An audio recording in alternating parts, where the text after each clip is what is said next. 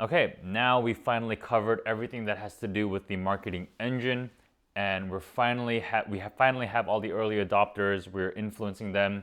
They believe we're better. They in fact believe we're the best. Now, how do we get them to bring the mainstream to us?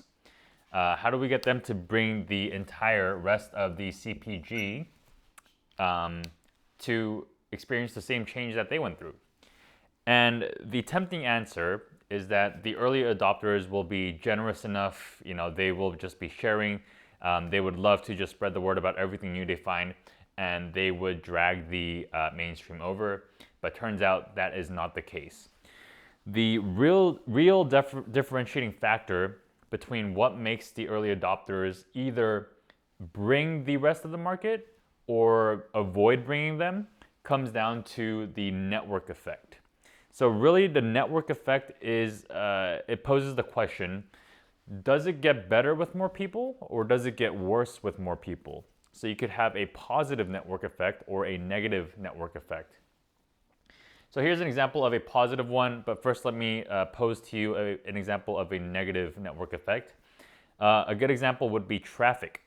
It's great when we're the only one. Add another person, it's a little bit worse. Add more people, it gets even worse. Add a ton of people, and it gets terrible. The network effect, a positive network effect, is something that has completely transformed with the internet. With internet, we get rid of a lot of the dimensions of physical space. So a lot of the things that were previously negative network effects because of limited space, like traffic, disappear. And in fact, online traffic is most of it is a positive network effect. Now, if you think of social media, by yourself, it's really whatever. With another person, it's a little bit better. With all your friends, it becomes much better. And with even more people, that creates this entire empire of social media. So social media is an example of a positive network effect that just gets better and better with the more people that are engaged with it.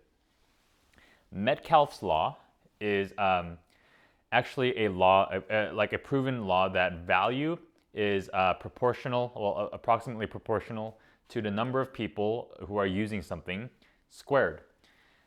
So value scales exponentially with the number of people. So when we get the network effect on our side, we can have exponential advantages over our competition who don't incorporate the network effect into their business model. So if we can create the network effect into you, then you essentially create a system that has a magnetic pull to draw people. We arm the early adopters with the network effect. If they realize that there's a network effect, a positive network effect going on here, then they have a selfish reason now to bring their friends, to bring other people. If we can give them that selfish reason, armed with that, they will go out and bring the mainstream. Without that, or if there's a negative network effect, they won't even bother bringing them. In fact, they will keep it a secret.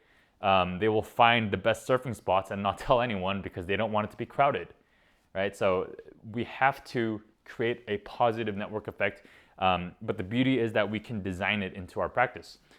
So the network effect, the positive one, gives the early adopters the answers to two questions. What will I tell my friends? And what will I tell them? And why will I tell them?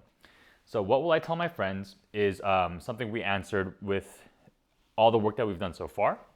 And why will I tell them is essentially because of this.